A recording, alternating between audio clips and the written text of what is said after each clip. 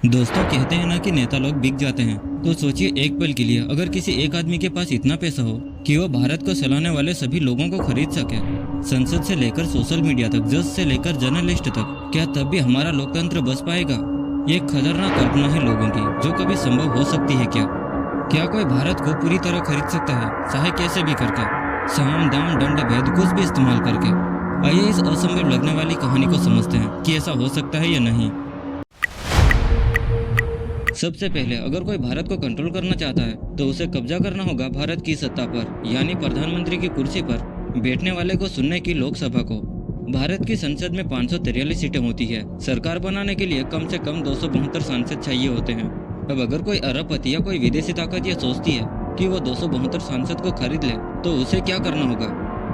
हर सांसद को खरीदने के लिए करोड़ों नहीं सैकड़ों करोड़ों रुपए देने होंगे। और सिर्फ पैसों से बात नहीं बनती, क्योंकि हर कोई बिकने के लिए तैयार नहीं होता। इसलिए कुछ को डराना होगा, कुछ को फंसाना होगा और कुछ को ब्लैकमेल भी करना होगा। यानी सिर्फ सरकार गिराने के लिए लगभग 10,000 करोड़ रुपए से भी ज्यादा हो सकते हैं। लेकिन कैसे भी करके सरकार को उसने अपने कंट्रोल में ले लिया। पर इतना काफी है क्या? तो नहीं, क्योंकि भारत में हर फैसले पर नजर रखती है न्यायपालिका, सुप्रीम कोर्ट। इसमें करीब 34 जज होते हैं। हाई कोर्ट में लगभग 1100 जज। अगर इनमें से सिर्फ कुछ गिने चुने टॉप जज ईमानदार निकल जाए तो सारी साजिश को यहीं पर ही खत्म कर सकते हैं। तो उस ताकतवर इंसान को क्या करना होगा? कुछ जजों को लालच देना होगा, कुछ को धमकी, और कुछ के खिलाफ मीडिया ट्रायल शुरू करनी होगी। लेकिन यहाँ एक और खतरा है, जनता की नज़र। आप जानते ही होंगे कि भारत में कोर्ट के हर फैसले पर बहस होती है। एक जनहित याचिका, एक RTI, और पूरा खेल यहीं पर ही उजागर हो सकता है। अब मान लीजिए कि सरकार भी उसके पास है और कोर्ट भी झुक गई। अब क्या हो सकता है? अब आती है असली ताकत, भारतीय सेना और सुरक्षा एजेंसियां। भारत की सेना दुनिया की सबसे अनुशासित और लोकतांत्रिक सेनाओं में मानी जाती है। यहाँ सेना का राजनीतिक हस्तक्षेप बिल्कुल शून्य है।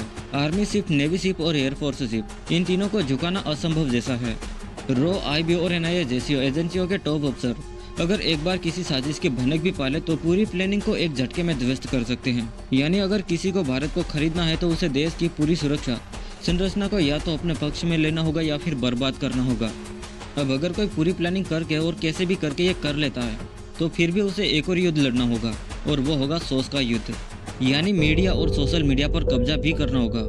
अगर लोगों को ये एहसास ना हो कि देश बिक रहा है तो ही ये साजिश पूरी हो सकती है। और इसके लिए TV channels, news website, YouTube, Instagram और ट्विटर, हर जगह एक ही नैरेटिव फैलाना होगा। देश सुरक्षित है और सिस्टम सही काम कर रही है। और देशभक्ति का मतलब है कि सवाल मत पूछो किसी से भी। और इसके लिए चाहिए हजारों करोड़ों का media budget, social media influencer की आर्मी और बोर्ड से भरा इंटरनेट। लेकिन यहाँ पर भी एक खतरा है। एक ट्वीट, एक वीडियो या एक डॉक्यूमेंट लीक पूरी साजिश को खत्म करने की ताकत रखती है। लेकिन फिर भी हमारी सोच को हम आगे बढ़ाते हैं। और अब सोचिए कि सरकार, कोर्ट, सेना, मीडिया सब एक आदमी के हाथ में आ भी जाए, क्या तब भी भारत को पूरी तरह खरीदा जा सकता है? क्योंकि भारत की एक और ताकत है उसकी जनता। 140 करोड़ लोगों की सोच, भावना और भरोसे को पैसों से नहीं खरीदा जा सकता। हर दिन कोई नया युवा सवाल करता है, कोई RTI डालता है और कोई आंदोलन शुरू करता है। इतिहास गवाह है कि जब जब किसी ने सत्ता को निजी बनाना चाहा है तब तब जनता ने उसे उखाड़ कर फेंका है।